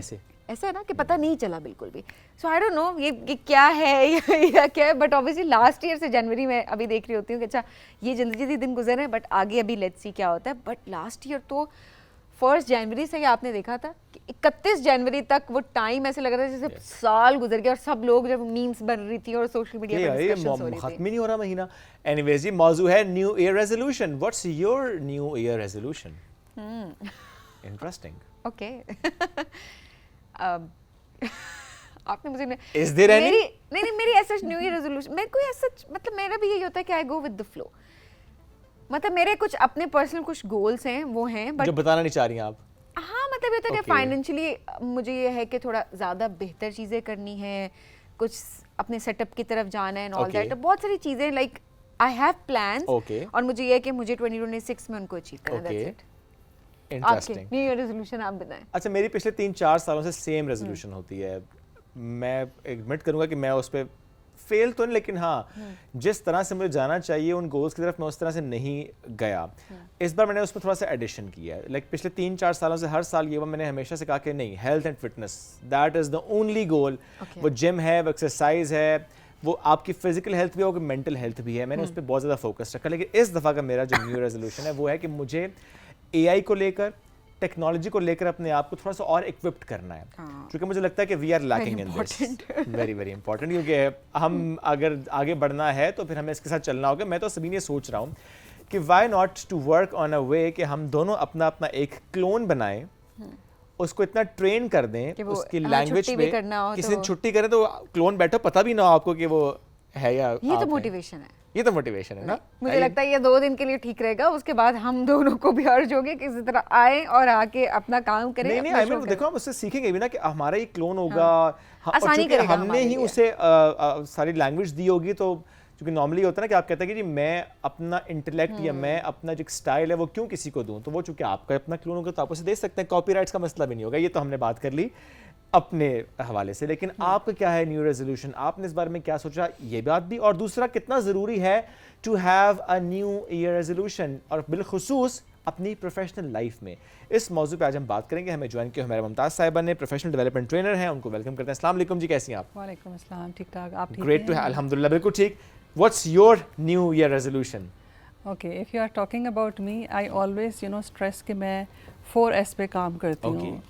फर्स्ट ऑफ ऑल सेल्फ, बिल्कुल ठीक है, soul, skill and then social. आपने मुकम्मल कर दिया सब कुछ। एक M डाल लेती हैं इसमें ना, M for मनी। नहीं, वो सेल्फ में शामिल हो जाता है ना, वो money is always a by product. हाँ, वो सेल्फ में शामिल हो जाता है, जो आप पर्सनल गोल जो सेट करते हैं। सेल्फ नहीं, वो वैसे बाय हाँ, नहीं प्रोडक्ट, जब 4S कर लेंगे तो M तो आ ही जाएगा। तो आ ही जाएगा। क्योंकि सेल्फ जो है इस actually about the personal goal, जो इस पे सबसे पहले आपको फोकस करना है, क्योंकि आप हैं तो फिर दुनिया है या जहाँ है। उसके बाद आपने soul, which is very close to your thing, because basically आपने उसको सोल को ट्रेन करना है ताकि आपको सेल्फ को अपने ग्रूम कर सकें। और third thing is about the skill that you should be having for your professional development, क्योंकि आप जहाँ पे भी जाते हैं, चाहे आप स्टूडेंट हैं, चाहे आप एम्प्लॉई हैं, चाहे आप बिज़नेस वर्ल्ड में मूव कर रहे हैं या बिज़नेस पर्सन हैं, इन सब चीज़ों के लिए आपको स्किल रिक्वायर्ड होती है, ठीक है। और लास्ट जो सोसाइटी है, whatever you are doing, it should be beneficial for the society, उसका इम्पैक्ट होना चाहिए, आप किस तरह हेल्प आउट कर सकते हैं। सो 360 का जो ये साइकिल है ना, it should be completed, I think so. ज़बरदस्त जी। और कितना ज़रूरी होता है हम सब के लिए जनरली कि अच्छा to have a new year resolution, इस पर एक हेल्दी डिबेट होना, या डिबेट ना भी हो, आप अपने आप से गुफ्तगू करें उससे मुताल्लिक कि अच्छा दिस शुड बी माई गोल, और ये मेरा एक रियलिस्टिक गोल है जिसको मुझे अचीव करने के लिए छोटे छोटे स्टेप्स लेने हैं। हमें जो है कोई भी नया प्रोजेक्ट शुरू करते हैं, हम कोई भी नई जॉब शुरू करते हैं, कोई भी हम नया इनिशिएटिव लेते हैं, तो आपको पता है कि हम अपने आप को मोटिवेट और रिफ़्रेश फील करते हैं। जिस तरह इट्स जस्ट लाइक कि मोबाइल को आप रीसेट कर लें या कंप्यूटर को आप रीस्टार्ट कर लें, तो आप देखें उसके अंदर जो मोटिवेशन और एक्टिवेशंस जो एलिमेंट होते हैं वो उसी तरह होता है। और आई थिंक सो ये बहुत ज़रूरी है कि आप हर नए साल के लिए अपने एक गोल अपने आपके सामने होने चाहिए, क्योंकि जब तक आपके पास रोड मैप नहीं होगा तो आप किस तरीके से अपने पूरी साल के लिए वर्कआउट कर सकते हैं। फॉर एग्जाम्पल, और गोल्स जो हैं जो आप सेट करते हैं, इट शुड बी अचीवेबल। ऐसे गोल्स नहीं होने चाहिए कि आप कह दें कि मुझे इस साल हेल्दी रहना, जिस तरह आपने कहा कि मुझे हेल्दी रहना है, मुझे अपने उसमें मेंटल वेलबींग में काम करना है। आपके जो गोल इस तरह से होने चाहिए, फॉर एग्जाम्पल अगर आपने सेट किया फॉर एग्जांपल अगर आपने गोल सेट किया तो it should be achievable and measurable in a sense कि you should walk 10 minutes to make yourself healthy. So इस तरीके से उसको अच्छा, अचीवेबल वो तो आई करना थिंक चाहिए। मेरे गोल को अचीव करने के लिए स्मॉल स्टेप्स है ना ये, जी, तो कि जी, जिम बिल्कुल। लाजमी करूंगा, मैं एक्सरसाइज जी। लाजमी करूंगा, जी, जी। स्विमिंग करूंगा तो वो लाजमी करूंगा। जी बिल्कुल, क्योंकि बाज़ लोग जो है ना वो ये इस तरह से रेजोल्यूशन करते हैं कि मुझे इस साल अपने आप को फिट रखना है, मुझे इस साल ये प्रोजेक्ट करना है, छोटे मुझे इस भी साल- याद आया, मैंने गोल चेंज कर लिया। क्या? I will make my wife more happier. आपकी जिंदगी के सारे मसले हल, आपकी मेंटल हेल्थ ठीक रहेगी, आपकी मेंटल हेल्थ ठीक है तो आपकी फिजिकल हेल्थ ठीक अगला रहेगी। सवाल सुनो ना, अच्छा। क्या इस कायनात में ये मुमकिन है कि आप अपनी बीवियों को खुश रख सकते हैं? हाँ ना, क्यों नहीं है? हाउ? बस हाँ में हाँ मिला है, बात खत्म। हाँ। आपके वाइफ इज ऑलवेज राइट, सारी बीवियां खुश हैं, 10 खत्म साल बात। से यही कर रहा था वैसे। सही है ना, मतलब आप इसका मतलब आप इसका ठीक मतलब से नहीं कह रहे थे इसका मतलब उनको। आपके अंदर वो स्किल्स नहीं है जो कि नहीं वो सही आपको उसने बात training की है, नहीं है। अब ठीक से नहीं कह रहे थे। हाँ ना, आपको वो ट्रेनिंग लेने की जरूरत है, हाँ। मसला आप में है। मसला शोरों में होता है। तो अपने आप बीवियों में कभी कोई मसला नहीं होता। फिर आपने अपने आप को एनालाइज करना है कि क्या चीज़ मुझे करनी लायक चाहिए करें आप। जो मैं खुश रख सकूं। तो इनको ट्रेनिंग की बहुत ज्यादा जरूरत है, इसका जरूरत मतलब है। तो बहुत आपने ज्यादा इनको ट्रेनिंग जरूरत जरूर है, देनी है। बिल्कुल। आप जरा आते हैं प्रोफेशनल डेवलपमेंट पे। जी। प्रोफेशनल डेवलपमेंट के पर्सपेक्टिव से व्हाट डू यू थिंक, किस तरह से अपने गोल सेट करने चाहिए? बिकॉज मैं रियलिस्टिक एक बात करूँगी, हम अक्सर ये करते हैं कि न्यू ईयर शुरू हो रहा है जी, 1 से 10 जनवरी तक जी हमारा ये गोल है, बहुत मोटिवेटेड रहते हैं, कुछ अनरियलिस्टिक गोल्स भी इसके अंदर बल्कि हम देख हाँ रहे होते समीन, हैं। 10 दिन गुजरने के फर्स्ट बाद वीक 10 डेज में जिम में बड़ा रश होता है है ना, और 10 दिन के बाद जो है वो खाली। वापस एनर्जी लो, उसके बाद एक साल है, अगले साल देखेंगे, हुआ तो हुआ, ना हुआ तो ना। ये या क्यों मंडे होता से है? या 1 फरवरी से या फिर अगले साल से। हाँ, ये क्यों होता है? अच्छा, आप ना पर्सनल और प्रोफेशनल को मिक्स मिक्स कर कर रहे हैं ना। मिक्स कर गया। अच्छा, क्योंकि आप चलें, जिम की हम जो बात पहले- कर रहे हैं ना Professional वो पे आ जाते हैं। प्रोफेशनल ये होता है, मैं कह रही थी ना प्रोफेशनल। सॉरी प्रोफेशनल ये होता है कि आपने कोई ना कोई ऐसी स्किल सीखनी है जो कि हाँ। हेल्प आउट करे आपको प्रोफेशनल ग्रूमिंग के बिल्कुल लिए। ठीक है। कौन सी स्किल्स हैं? फॉर एग्जांपल अगर आप एम्प्लॉई हैं तो आप उस ऑर्गेनाइजेशन से रिलेटेड अपना देखें कि आप किस चीज़ में लैक कर रहे हैं। आप कम्युनिकेशन स्किल में लैक कर रहे हैं, आप टाइम मैनेजमेंट में लैक कर रहे हैं, आप लीडरशिप को जो स्किल्स हैं उसमें लैक कर रहे हैं। तो आपको ना अपने जिस तरह से 90 डेज़ के लिए गोल सेट करने के मुझे 90 डेज़ या 30 डेज़ में शॉर्ट स्टेप्स की फॉर्म में कि मुझे बिल्कुल ठीक है। 30 डेज़ में मुझे ये स्किल्स इंप्रूव करनी है। तो उसके लिए फिर आपको क्या करना है? फिर वो एक्शंस आपने अपने आप के सामने Yes. रखने हैं ताकि आप उसको इम्प्लीमेंट कर सकें, और उसके बाद जब इम्प्लीमेंट कर लें फिर अपने आप को प्रैक्टिकली वो चीज़ें इम्प्लीमेंट करके देखें कि क्या वाकई आपने वो स्किल लेने के बाद आपने इस चीज़ को इम्प्रूव किया है कि नहीं किया। अच्छा, जी। सो यू थिंक कि एक स्ट्रेटजी बनाना बहुत ज़रूरी है, बहुत सिर्फ न्यू ज़रूरी ईयर है। रेजोल्यूशन ज़रूरी नहीं है कि आपने गोल सेट कर लिया, उस गोल को अचीव करने के लिए जी। आपने स्टेप्स को फॉलो करना है। जी बिल्कुल। और तो क्या आप इसमें- अगर जी। स्टेप्स फॉलो करेंगे, छोटे छोटे स्टेप्स, तो आप थकेंगे भी नहीं, एंड यू नो कि एक स्टेप के बाद दूसरा स्टेप आपको लेना, बिल्कुल। स्मॉल स्टेप्स में आप सफर अपना अच्छा होगा और आपका। स्मॉल स्टेप्स के साथ ना कंसिस्टेंसी भी बहुत ज़रूरी है। कुछ लोग होते हैं ना, कुछ टाइम के लिए सीख के बस ख़त्म कर लेते हैं, अब हम मास्टर्स हो गए। आपको पता है स्किल जो है ना, It's a continuous process. Exactly इसको आपने कंटिन्यूसली सीखना है। Okay. तो वो कंसिस्टेंसी होना बहुत ज़रूरी है। और इसमें इदारे का और एम्प्लॉयज़ का अलाइन होना कितना ज़रूरी है? बिकॉज अगर मैं एज एन इंडिविजुअल सोच लूँ कि अच्छा मुझे ये करना है, या फॉर दैट मैटर कोई भी अपने अपने इदारे को लेकर आप सोच सकते हैं बात, तो इदारे को भी ज़ाहिर है इस पर एक पॉलिसी या फॉर दैट मैटर एक थॉट प्रोवोकिंग सेशंस तो रखने चाहिए बिल्कुल। एम्प्लॉयज़ के साथ कि अच्छा हम अगर ये करेंगे मिलकर तो टुगेदर विल ग्रो। बिल्कुल। तो वो जब इदारा भी एक चीज़ सोचता है तो आप फिर मिलकर इकट्ठे उस गोल को लेकर आगे चल रहे होते हैं। जी बिल्कुल, क्योंकि देखिए हर इदारे के लिए स्ट्रेटेजिक प्लान होता है। Yes. और स्ट्रेटेजिक प्लान का बहुत इंपॉर्टेंट एलिमेंट जो होता है वो उसके एम्प्लॉयज़ होते हैं। बिल्कुल।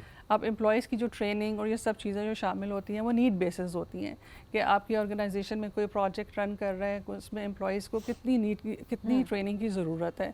उसके अकॉर्डिंगली आपको right from the beginning of the year आपको अपने जो है ना ऑब्जेक्टिव सेट करने हैं, स्ट्रेटजीज़ बनानी है कि मुझे इतने एम्प्लॉयज़ को इतनी ट्रेनिंग देनी है या इस एम्प्लॉय को इतनी ट्रेनिंग देनी है। तो उसके मुताबिक जो है ना वो आप प्रोफेशनली ग्रो कर सकते हैं, अपने एम्प्लॉयज़ की भी ग्रूमिंग में काम कर सकते हैं, और ऑर्गेनाइजेशन इटसेल्फ जो है उनकी एफिशिएंसी से ग्रो कर सकता है। वेरी ट्रू, ये बड़ा ज़रूरी है।